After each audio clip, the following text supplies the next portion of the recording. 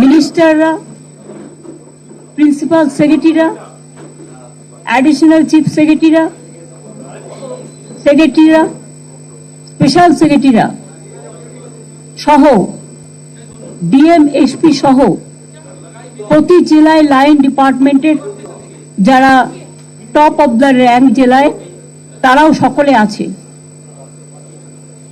আমরা যেহেতু administrative review meeting করি বছরে 2-3টে করে সবাইকে নিয়ে, কিন্তু এবারে যেহেতু ইলেকশন ছিল, ইলেকশনের জন্য আমাদের 3টে মাস ইলেকশনের কাজে যারা ব্যস্ত ছিলেন, বাদ বাকি ডেভেলপমেন্টের সব কাজ বন্ধ থাকে প্রায়। যদিও বলে ইলেকশন চলাকালীন development process will go on, কিন্তু আলটিমেটলি হয় না। এরপরে বাই ইলেকশন ছিল, তখন আবার একটা মাস অনেক জেলায় কাজ হয়নি। এরপর আরো 6টা বাই ইলেকশন বাকি আছে, তখনও একটা সময় চলে যাবে।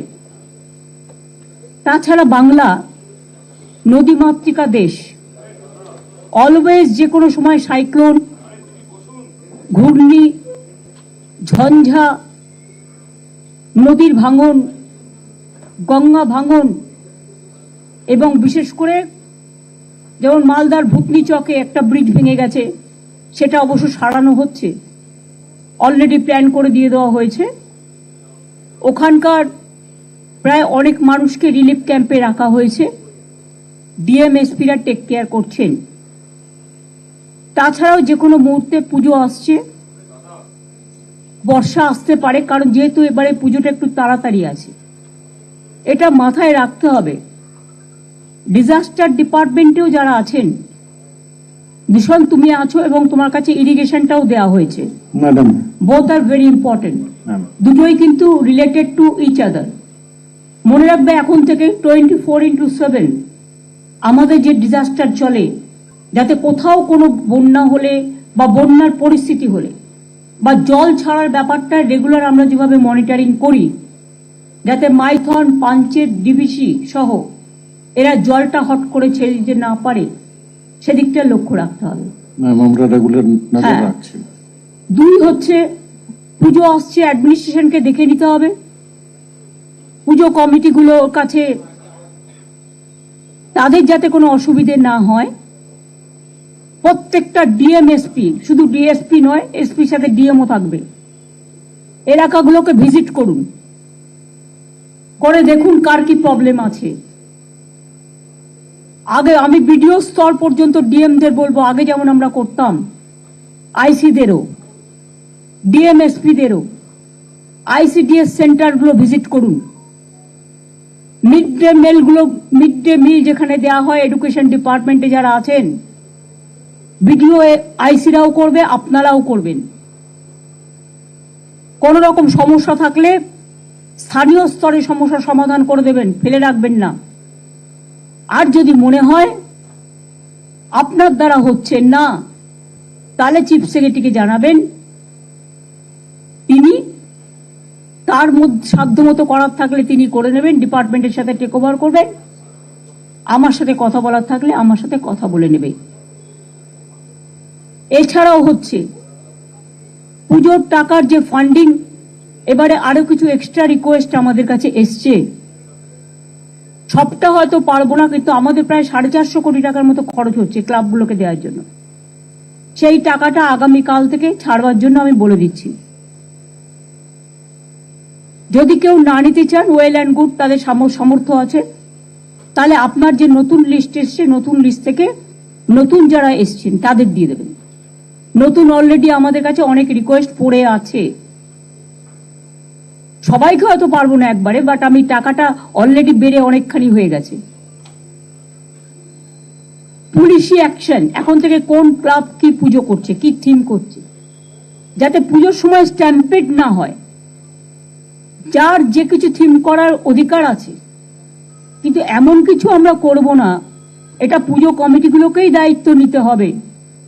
একদিকে যেমন তারা সামাজিক কাজ করবেন, গরিব লোকেদের অন্ন যোগাবেন, কারণ এই পুজোকে কেন্দ্র করে অনেক গরিব লোকের রুচি রোজগার হয়, তেমনি সাথে সাথে মনে রাখতে হবে অনেক বিদেশি অতিথিরা আসেন, সারা দেশ থেকে অনেক মানুষ আসেন, তাদের যেন কোনো রকম অসুবিধে না হয় সেটাও দেখতে হবে। Tourism department is to play a good role, INCA department also, health department also, PWD।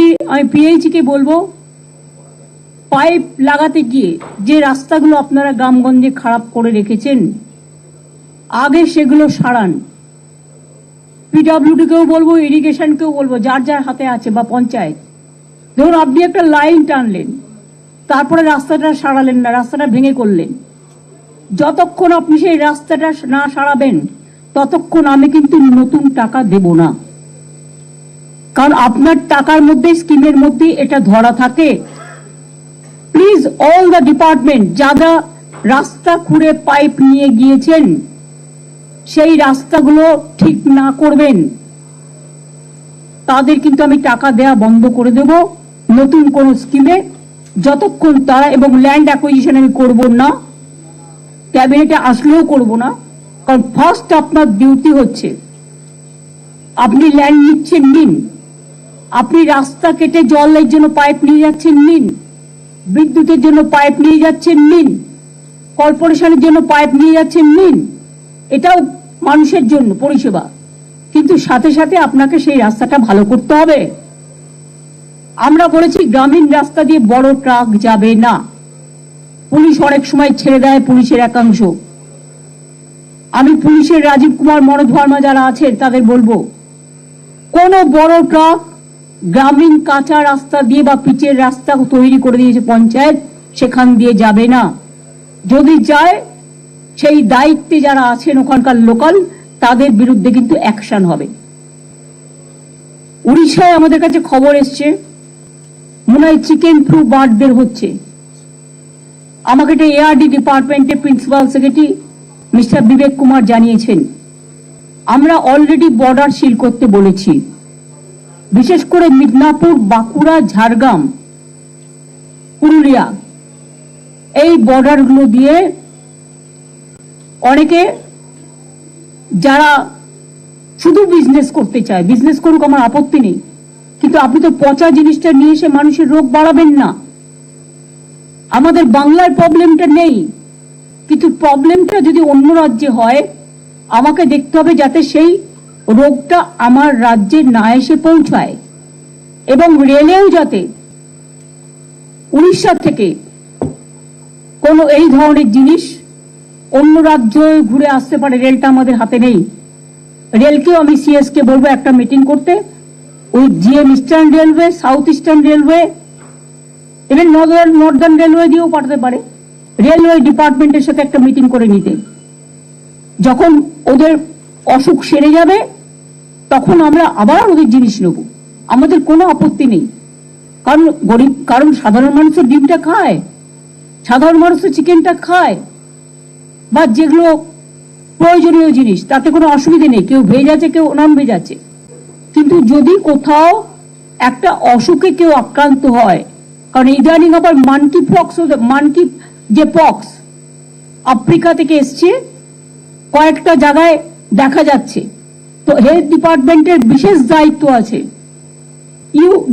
Narayan, তুমি এখানে আছো, you give responsibility one nodal officer for malaria, one nodal officer for dengue, and one nodal officer for bird flu, and also you can consult, মানে তুমি আলোচনা করে নাও বিবেকের সাথে কি করা উচিত, আর one nodal officer for monkey pox। আমার মনে হয় যোগীরাজকে কনফিডেন্সে নাও। বিশেষ করে এইসব ডিজিজ গুলো যোগীরাজ হচ্ছে সবচেয়ে ইম্পর্টেন্ট রোল প্লে করে। আমরা করোনার সময় দেখেছি, যে ব্যাপারে যোগ্য তাকে সে ব্যাপারে কাজে লাগানো উচিত বলে আমি মনে করি। আর মিনিস্টারদেরও বলছি, যারা MLA-রা প্রেজেন্ট নেই বা যদি আমার কথা শুনতে পান, বা ব্লক ভিডিও লেভেলে, প্রত্যেকে লক্ষ্য রাখবেন, যতক্ষণ বার্ড ফ্লু ক্লিয়ার না হচ্ছে, ARD ডিপার্টমেন্ট যতক্ষণ সিগন্যাল না দিচ্ছে গভর্নমেন্ট থেকে, ততক্ষণ পর্যন্ত দয়া করে গভর্নমেন্টের ইনস্ট্রাকশন মানবেন।